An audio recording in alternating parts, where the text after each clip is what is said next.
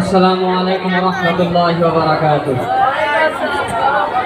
ওয়া'তাসিমু বিহাবলিল্লাহি জামিআ ওয়া লা তাফাররাকু।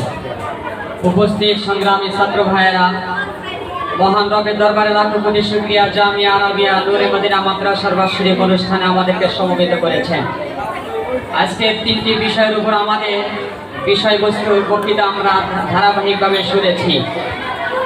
আমি আপনাদের সামনে যে বিষয়টি একবিংশ শতাব্দীতে তুলে ধরতে চাচ্ছি সেটি হলো আজ বিশ্ব মুসলিম দিকে দিকে নির্যাতিত, জায়গাতে জায়গাতে অপদস্থ, বিভিন্ন জায়গাতে রক্তপাত হচ্ছে শুধুমাত্র মুসলমানের রক্তেই আজ এই গোটা বিশ্বের জমিন।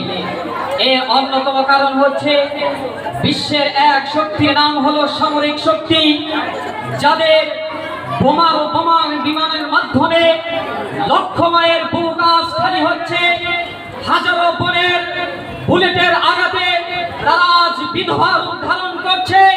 যাদের অন্যার একটি শক্তি হলো মিডিয়া শক্তি, আজ একবিংশ শতাব্দীতে তিলকে তাল বানিয়ে আর তিলকে তালের রূপ ধারণ করিয়ে গোটা বিশ্বকে নির্যাতিত করছে।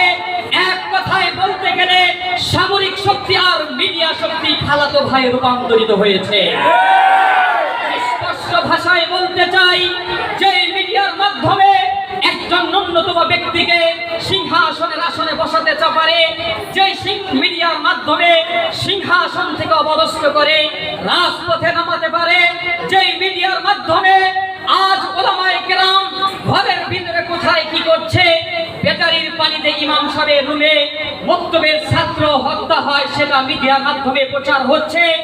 আজ বিভিন্ন জায়গাতে ওলামায়ে কেরামকে মিডিয়ার প্রথম প্রতিষ্ঠায় তাদেরকে অপদস্থ আর লাঞ্ছনা করার কোনো কিছু অবকাশ রাখেনি। দুঃখ পরিতাপের বিষয়, মিডিয়ার যত করে আজ গোটা বিশ্বে ছাড়াও আমার পবিত্র শাহজালালের 56,000 বর্গ কিলোমিটারও তাদের কাছ থেকে রক্ষা পায়নি। সমাজে একজন মুসলিম জাতির ইমাম রাহবার ঘরের বিন্দুমাত্র অন্ধকারে কি ঘটনা ঘটে মিডিয়ার প্রথম পৃষ্ঠায় আমরা দেখতে পাই। আজ আমার জানতে ইচ্ছা হচ্ছে, আজ গোলক ভবনের পিছনে দীর্ঘ 16টি বছর গোলক ভবনে রঞ্জিত হয়েছিল, আমার ভাইয়ের রক্তে রঞ্জিত হয়েছিল শাহবাগের ময়দান। আজ আমার জিজ্ঞাসা করতে ইচ্ছে হয়, দীর্ঘ তুলপে তুলপে ওলামায়ে কেরাম এবং জাতির রাহবারদেরকে আয়না ঘর নামক একটি জাহান্নাম তৈরি করে যে নির্যাতিত করা হয়েছিল, এর একবিংশ শতাব্দীর সবচেয়ে বড় ভূমিকা পালন করেছিল সেটা মিডিয়া সন্ত্রাস। আজকে নূরে মদিনা বাতাঘাটের পক্ষ থেকে আমি আগামী দিনের কিছু রাহবার তোমাদের কাছে আহ্বান করতে চাচ্ছি।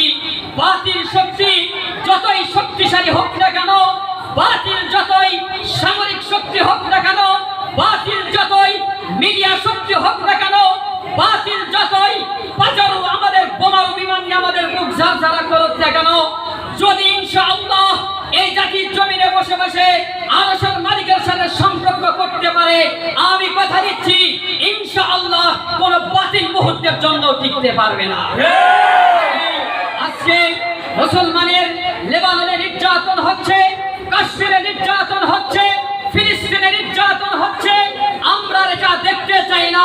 আমরা একবিংশ শতাব্দীতে সেই মুসা আলাইহিস সালামের গাদ্দারের বিপক্ষে যে ইমানদাররা হাতিয়ার নিয়ে গর্জে উঠেছিল, বদর প্রান্তরে মক্কার পত্তলিকদের বিপক্ষে বদরি সৈন্যরা যেভাবে হাতিয়ার নিয়ে গর্জে উঠেছিল, ওয়া'তাসিমু বিহাবলিল্লাহি জামিআ, আজ তোমাদের ঐক্যবদ্ধভাবে মাত্র একটি কাফেলা তৈরি করতে চাই।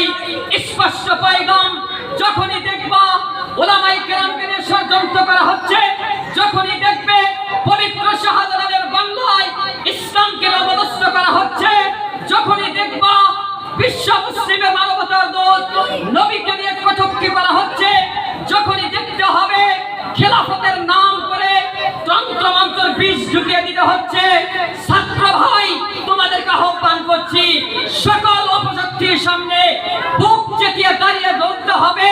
খবরদার, শাহজালালের বাংলায় আর কোন রাজনৈতিকের নামে, আর কোন মিডিয়ার নামে অপশক্তি করতে দেওয়া হবে না, হবে না, হবে না ইনশাআল্লাহ।